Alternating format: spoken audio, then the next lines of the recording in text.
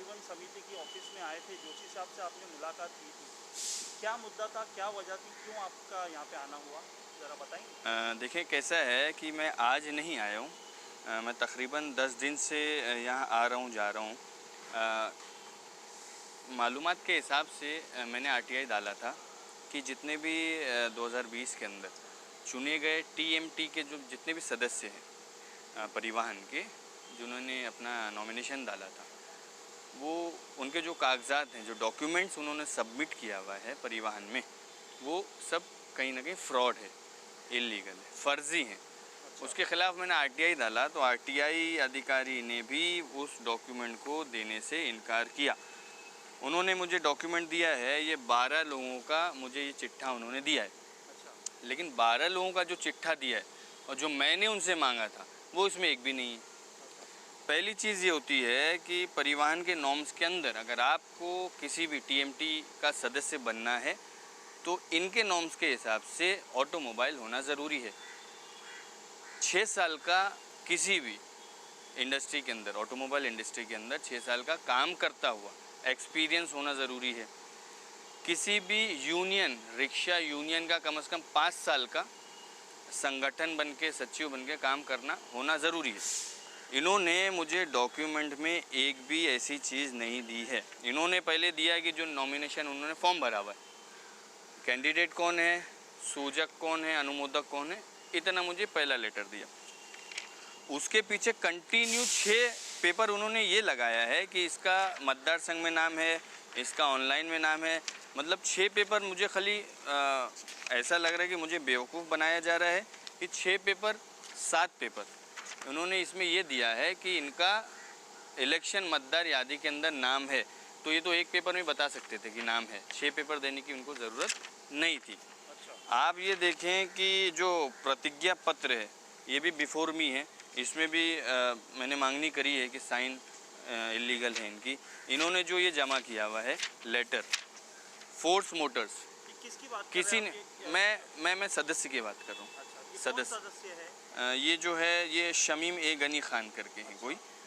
इन्होंने force motor का experience letter force motor ने परिवहन को दिया है कि शमीम खान मेरे कंपनी में, मतलब फोर्स मोटर में 5 साल एज अ सर्विस एडवाइज़र के बतौर काम कर चुके हैं।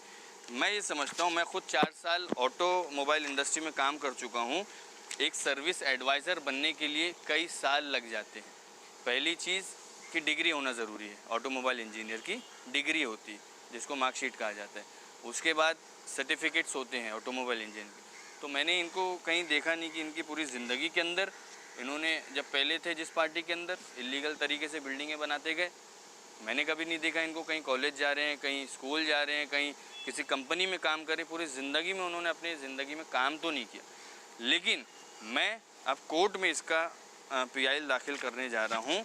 परिवहन के जो मैनेजिंग कमेटी है, जैसा कि मैंने सभापति साहब से पूछा, सभापति साहब ने बोला कि मेरा इसमें मैं कुछ नहीं कर सकता, मैं तो एक सभापति हूँ।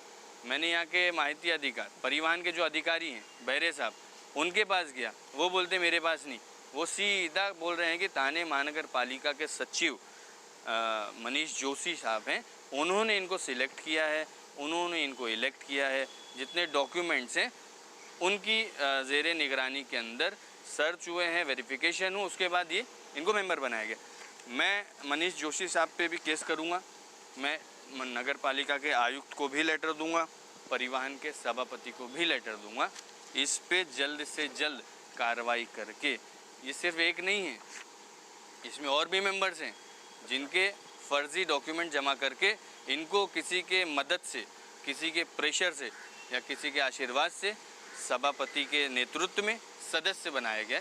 मैं निवेदन करूंगा और मैं इसके बाद जाऊंगा भी, मनीष जोशी के पास भी जाऊंगा, इनका अहवाल मांगूंगा। अगर मैं मैं किसी कमिश्नर को अगर किसी के कंप्लेंट के रिलेटेड में लेटर दूं तो कमिश्नर का काम है उस पर चौकसी करके उस पर तातड़ी ने कार्रवाई करना ज़रूरी है। मसलन मैं कल बोल दूं यार वो कल कौसा में बम फटने वाला है, तो बम स्क्वाड बम फटने का इंतज़ार नहीं करेगा। जब मैंने इन्फॉर्मेशन दी ना तो उस पर जांच करेगी। उस पर फोर्स भेजेगी, उस पर पुलिस जाएगी, उस पर CID जाएगी, लोकल पुलिस स्टेशन जाएगा, लोकल फायर ब्रिगेड जाएगा। उसके बाद छानबीन के बाद ये तय हो पाएगा कि बम है या नहीं है। मैंने दिया है अर्जी कि डॉक्यूमेंट फर्जी है, आपका काम है उस पर चेक करना, उस पर एक्शन लेना, उस पर वेरिफिकेशन करना, वो आपका काम है। मैंने लेटर दिया, आप करें। और आने वाले 10 दिन के अंदर अगर इन पे कार्रवाई नहीं हुई और जितने मेंबर्स जिन्होंने फ्रॉड डॉक्यूमेंट जमा किया वो सस्पेंड नहीं हुए तो मैं थाने परिवहन समिति के नीचे अपने कार्यकर्ताओं के साथ, अपने अध्यक्ष के नेतृत्व में, एडवोकेट विक्रांत चाप के नेतृत्व में महाआंदोलन करूँगा। यह आह्वान है मेरा।